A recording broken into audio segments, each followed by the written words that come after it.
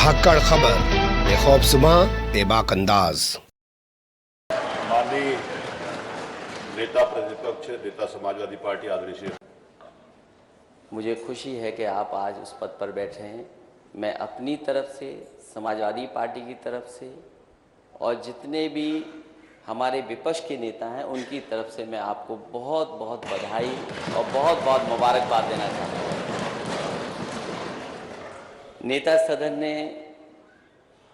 बहुत सी चीज़ें विस्तार से आप रखी हैं, मैं अपने आप को भी उससे संबद्ध करता हूँ। और वहीं ये लोकतंत्र को मजबूत बनाने के लिए जो परंपरा चाहता था वो छिप जाया करता था, वो स्पीकर नहीं बनना चाहता था। और इसी लोकतंत्र को बचाने के लिए न जाने कितने स्पीकर कुर्बान हुए होंगे। मुझे खुशी है समय समय पे आपके संरक्षण की जरूरत होगी। लोकतंत्र की परंपराएं रही हैं कि सर्वसम्मति से ही अध्यक्ष चुना जाता है। मुझे खुशी है कि उस पद पर आप बैठे, उस पद को शोभित कर रहे हैं जहां पर निर्वहन करते हुए संसदीय इतिहास कायम किया है, जहां आप लगातार एक क्षेत्र से जीत करके आए। ऐसे बहुत सारे कम लोग होते हैं जो लगातार एक क्षेत्र में जीतते रहे। स्वाभाविक है वही सदस्य जीतता है जो जनता के बीच में लोकप्रिय हो। और ऐसे सदस्य जिनको हम पाकर के खुश हैं, जिनका बहुत बड़ा अनुभव रहा है। आप सदन में कई मौकों पर कई समितियों के सदस्य रहे हैं, जो मुझे बायोडाटा मिला है आपका। इस सदन की याचिका समिति के, विधान पुस्तकालय समिति के सदस्य रहे आप, संसदीय शोध संदर्भ एवं अध्ययन समिति में रहे, प्रतिनिधित्व विधायन समिति में रहे आप, लोक लेखा समिति, प्राकलन समिति, नियम समिति, प्रश्न एवं संदर्भ समिति के साथ साथ उत्तर प्रदेश सरकार में आप अपनी ड्यूटी निभाते हुए, क्योंकि बहुत बड़ी जिम्मेदारी स्पीकर की ड्यूटी है, जिम्मेदारी बड़ी है, क्योंकि उन्हें हम अब आपको उन्होंने छोड़ दिया है। मुझे उम्मीद है निष्पक्ष हैं आप, और आपको अब छोड़ दिया उस स्थान पर। नहीं है कि नेता सदन ने जो कोरोना पे बात कही है, वो समय आएगा तो मैं कोरोना पे भी बात करूंगा, क्योंकि उस शहर से आप आए हैं जिस शहर ने कोरोना देखा था।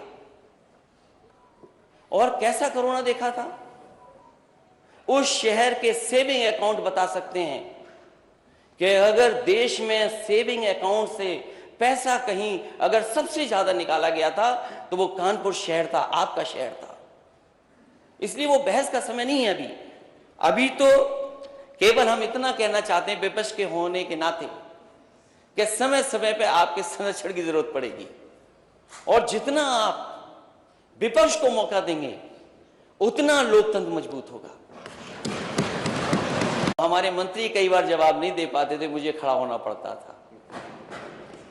इसलिए वो अनुभव आपके पास है, उस समय आपके संरक्षण की जरूरत पड़ेगी, क्योंकि आज इलेक्टेड गवर्नमेंट के आप स्पीकर हैं। हम सब महोदय, ये बात तो मुझे पहले जानकारी करनी थी। आपने प्रयास नहीं किया ना। और मुझे खुशी है कि अध्यक्ष ऐसे हमारे बने हैं कि अब जब कभी विदेश यात्रा होगी तो भूलेंगे नहीं हम लोगों को।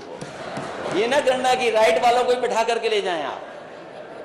हालांकि राइट में कुछ ऐसे सदस्य हैं वो विदेश नहीं जाना चाहते,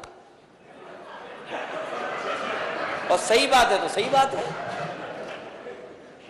वो विदेश नहीं जाना चाहते। और ये बात मैं इसलिए कह रहा हूं अध्यक्ष महोदय, उनका नाम मालूम हो तो बता दिया, शुरू से आसानी हो जाएगी। आवाज मैं बात को आगे नहीं बढ़ाऊंगा अध्यक्ष महोदय।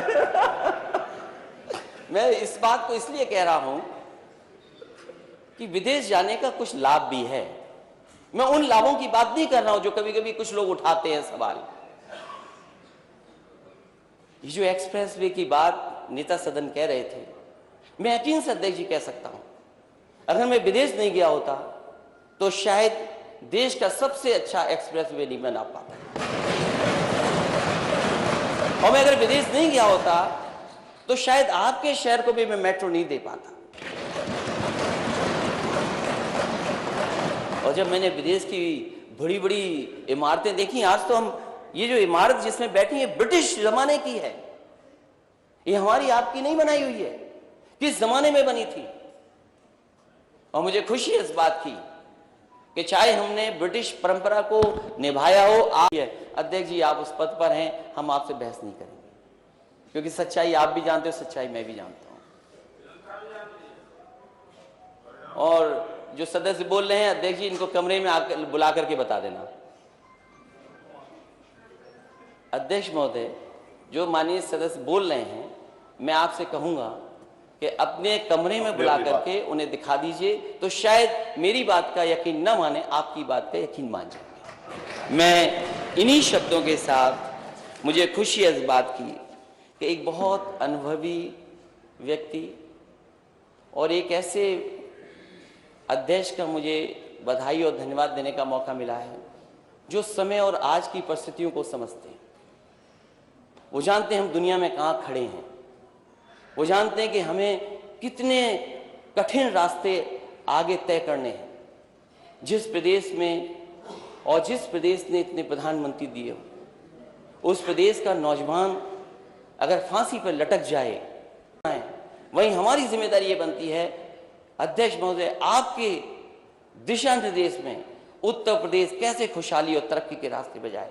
मैं आपको बधाई देता हूं, मुबारकबाद देता हूं, एक ऐसे अध्यक्ष को पाया है जो हंसमुख है, जो हम जैसा ही हंसता है।